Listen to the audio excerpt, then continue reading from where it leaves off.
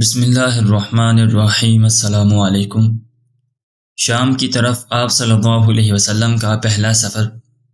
حضرت ابو طالب بھی اپنے کاروبار کے سلسلے میں اکثر شام آیا جایا کرتے تھے۔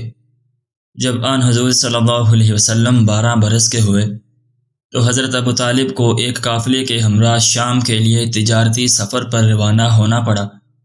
آن حضور صلی اللہ علیہ وسلم بھی آپ کے ساتھ جانا چاہتے تھے۔ یوں تو حضرت ابو طالب کو لمحہ بھر کے لیے بھی آپ سے جدائی گوارا نہ تھی، مگر اتنے طویل سفر کی ممکنہ تکلیفوں کی وجہ سے آپ پیارے بھتیجے کو ساتھ لے جانے پر آمادہ نہ تھے۔ جب سفر کا سامان باندھ لیا گیا تو حضور صلی اللہ علیہ وسلم چچا سے لپٹ گئے اور ان کی اونٹنی کی مہار تھام کر ضد کرنے لگے۔ اس پر ابو طالب آپ کو ہمراہ لے جانے پر راضی ہو گئے، مگر خاندان کے چند لوگوں نے حضور صلی اللہ علیہ وسلم کی کم عمری کے پیش نظر ابو طالب کے اس فیصلے سے سخت اختلاف کیا۔ ابو طالب پھر تذبذب میں پڑ گئے اور آپ کو ساتھ لے جانے کا خیال ترک کر دیا۔ آن حضور صلی اللہ علیہ وسلم اس سے سخت دل برداشتہ ہوئے اور گھر کے ایک کونے میں بیٹھ کر رونے لگے۔ معصوم بھتیجے کے آنسوؤں کی لڑیوں سے ابو طالب کا دل پسیج گیا، چنانچہ وہ کم عمر مگر جواں ہمت بھتیجے کو شریک سفر بنانے پر بالکل مجبور ہو گئے۔ یہ تاریخی کارواں بالآخر مکہ سے شام کی جانب رواں دواں ہوا۔ شفیق چچا راستے برآن حضور صلی اللہ علیہ وسلم کی دیکھ بھال کرتے رہے اور انہیں کسی قسم کی کوئی تکلیف نہ ہونے دی۔ راستے کے دلچسپ مشاہدے اور مذاکرے۔ شام کے اس پہلے تجارتی سفر کے دوران آن حضور صلی اللہ علیہ وسلم نے مظاہر قدرت اور تاریخ امم کے بہت قریبی مشاہدے فرمائے۔ آپ کی طبی عمر تو 12 برس سے زائد نہ تھی، مگر ذہانت و فطانت کی خداداد صلاحیتوں میں آپ پختہ عمر دانشور نظر آتے تھے۔ آپ کا فطری تجسس اور ذوق مشاہدہ ہر ایک کو حیرت میں ڈال دیتا تھا۔ آپ پیچیدہ ترین معاملوں کی تہ تک پلک جھپکتے ہی پہنچ جایا کرتے تھے۔ اس سارے سفر میں آپ کے ضمنی تجربوں کو 3 اقسام کے تحت مطالعہ کیا جا سکتا ہے۔ اول، قدرتی مناظرے کے تقابلی جائزے، تاریخی خنڈروں کے مشاہدے، علمی اور ادبی تبادلہ افکار۔ اس بظاہر خالص تجارتی سفر کی ان مشاہداتی، تاریخی اور علمی جہتوں کو مرکزی اہمیت حاصل ہے، کیونکہ ان اور ایسے ہی متعدد دیگر ابتدائی تجربوں نے آن حضور صلی اللہ علیہ وسلم کے فکر و عمل میں بڑا معنی خیز کردار ادا کیا ہے۔ عیسائی راہب کے حیرت انگیز انکشافات۔ سفر کی منزلیں طے کرتے کرتے یہ تجارتی قافلہ شام کی سرحد پر بصرہ کے گاؤں کا اربہ جا پہنچا۔ یہاں عیسائیوں کا ایک مشہور گرجا اور خانقاہ واقع تھے۔ گرجے کا نگران اعلیٰ ایک عالم راہب بحیرہ تھا۔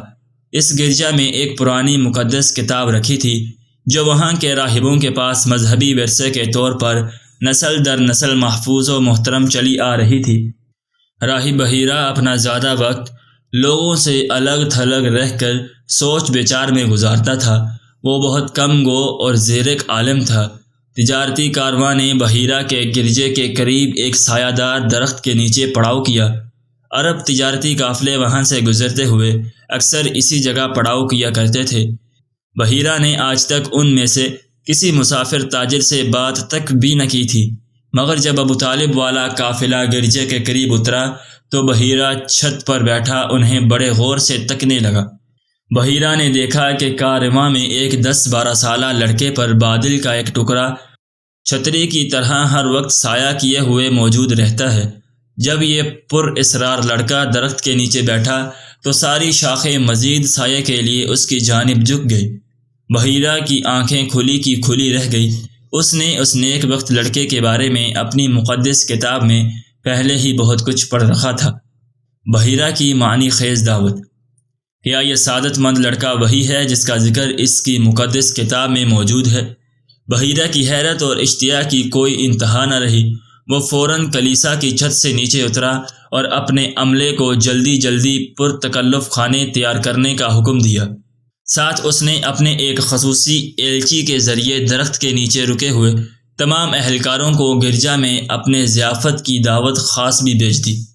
قافلہ کے تاجروں کو اس انوکھی بات پر شدید حیرت ہو رہی تھی کہ وہ اسی گرجا کے پاس سے اسی طرح پہلے بھی کئی بار گزر چکے تھے، مگر اس راہب نے ان سے کبھی بات تک کرنے کی زحمت بھی گوارا نہ کی تھی۔ مگر اس روز تو وہ نہ صرف مائل ملاقات نظر آتا تھا، بلکہ ان کے لیے بڑی چاہت سے پرتکلف ضیافت کا اہتمام بھی کر رہا تھا۔ بحر کیف قافلہ والوں نے بحیرہ راہب کی طرف سے ضیافت کی دعوت قبول کر لی۔